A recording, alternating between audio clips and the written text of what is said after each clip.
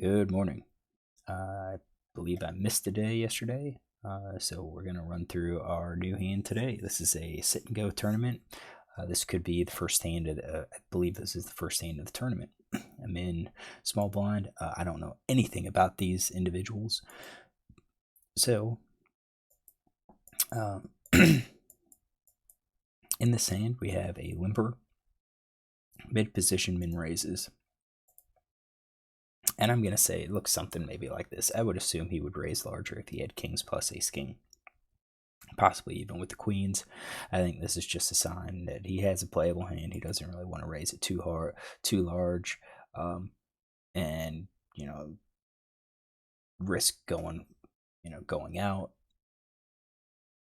That's just my impression. If this was a cash game player, yeah, it would be something fairly weak. It wouldn't be aces, kings, ace, kings. I probably wouldn't even include ace, queen, or queens or jacks on it, but we'll keep them wide. And then it's on me, we get a call, and then it's on me, and I 3-bet here. So versus the mid-position player, this is typically what I would raise with, but since I don't know any of these players, I don't think it's any benefit to include these other hands for balance.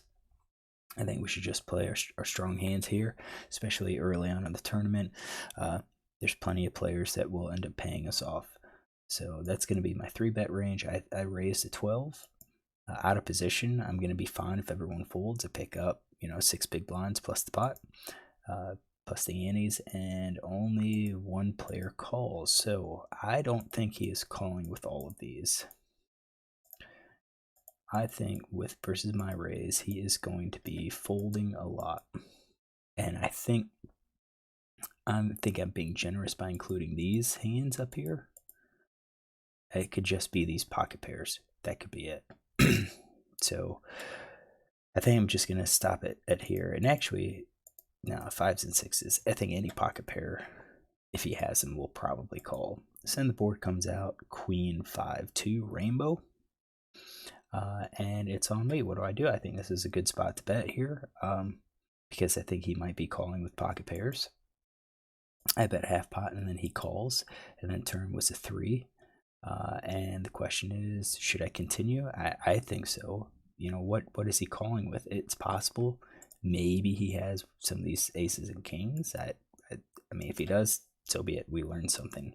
But for the most part, he could have trips. I think if I bet and he all of a sudden raises, we know we're beat. But there's only 2 queens left. He's got one combo of trips. Do I think he has trip 5s? Not really at all. So I bet half and he calls, and then river's a 10. And at this point, I put him all in because I think he could have king, queen, queen, jack, and just pay me off right here. And he does call. So I want to take a look at this as GTO. I think this is probably something I would do in the cash game, just kind of bet. With top pair, top kicker, and just try to take control of the hand, make him think. I don't want to check and have him check behind with a king, queen, queen, jack, and lose some value. At the same time, I don't think the board's too scary to really think he has, like ace 4 or 4-6. If he does, he does. We take a note, and it's just, I consider that bad luck. So let's run GTO and take a look at it. All right, so it's a tournament. I did add some new things. So this was basically add all in push of less than 120%. So a possibility that we could have just shoved all in, as a raise on the turn, or even on the river. Was that all in correct? All right, so my range, definitely bet 100%. I'm a solid range. You're betting all of it. I did. And now, what kind of hands is villain calling? He should be dumping all of his pocket pairs. Maybe he could play some 6s, but mostly he's just folding. He's calling with his queens. Not really raising. So I think that's kind of interesting. You don't really raise, but I could rationalize it by saying, the board's not really scary. I mean, if we raise, what does that really tell our opponent? Probably that we have queens. Now he could be bluffing, and that's a question. What kind of hands would you raise and bluff with? Well, there's really no draws out there. It would be a backdoor draw, a backdoor, gut shot straight, maybe ace 3, ace 4. You could raise something like that, because if called, you can have a gut shot, especially if it's like ace 3 or ace 4, diamonds, hearts, or spades. Backdoor straight draw, backdoor flush draw, versus an opponent who's likely going to be aggressive. This queen does hit my range, so the out of position players you expect to c bet a lot. So if they c bet, we could kind of raise with those gut shots, backdoor flush draws, and I expect the opponents to fold his ace king hands, his ace jack hands. But my range is so tight that I think the raise in this case is going to be very questionable. The ace kings, there's 16 ace kings out, 16 combos, and if the opponent has, let's say ace 3 or ace 4, you've lost one of the aces, so now you've just basically took out 4 of those combos. There's only 12 versus the combos of queens, kings, aces, and ace queen. I think it's very questionable whether or not to really make that raise. So villain should be folding a lot of his range, and we're going to say that he calls, because that's what he did, and he's playing GTO, and it's a 3 of hearts. So now I should be betting and checking about 50% of the time. And versus a GTO player, it looks like we are checking ace queen. Ace queen suit, basically checking ace queen suited, ace queen off. We're checking ace king. I guess, yeah, slowing down with ace king, but we're going to be betting queens, kings, aces. All right, so this is where I think we deviate. I think if villain's calling range included these pocket pairs, I bet that our betting range now includes the ace queen. So we can check that. We can check that. So we bet, and then villain, he can raise all in. He's raising with like all in with ace queen, and I think that might be why we're checking so much. So if we have ace queen and he raises, we're calling those ace queens. We're not folding them. We're calling some ace king, so ace king of hearts. It's kind of split. But yeah, I think that's why, I bet that's why we're doing the ace queen. We're checking, let's see, if he checks, he's betting all his queens, he bets, and then we're raising ace queen. Definitely ace queen's going to be a check raising range in this point. We're trying to get him in, and then we're going to raise him all in, and hopefully he calls with a weaker hand. So I bet, he calls, and we get a 10 of diamonds.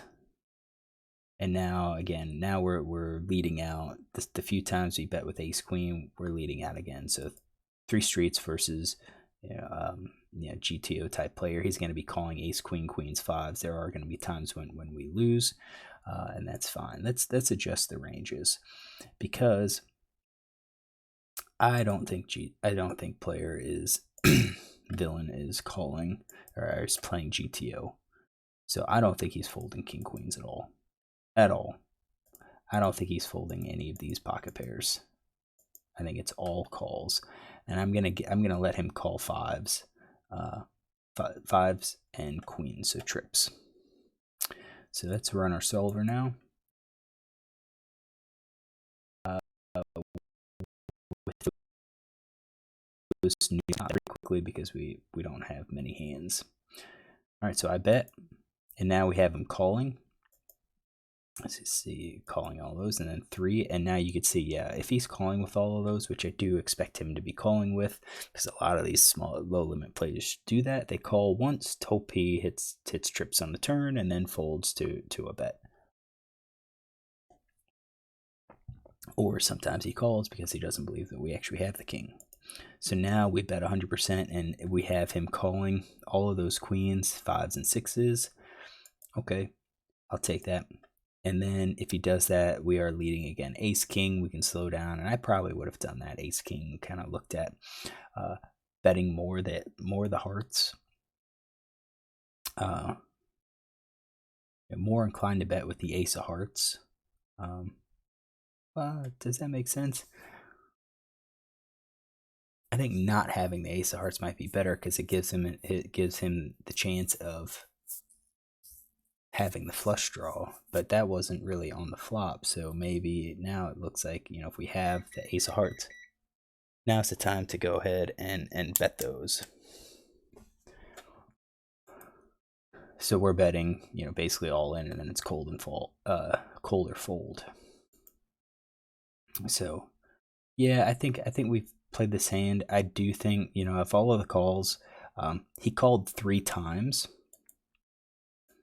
So I think on the turn, he could be calling with jacks, 10s, and 9s. He could be calling with these. Again, not believing that I have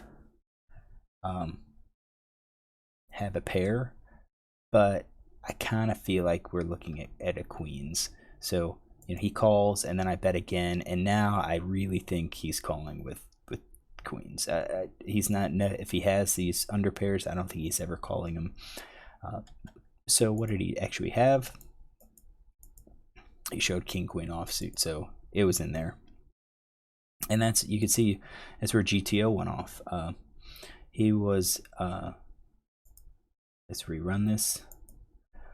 I believe in this he had, and I just don't think that's happening.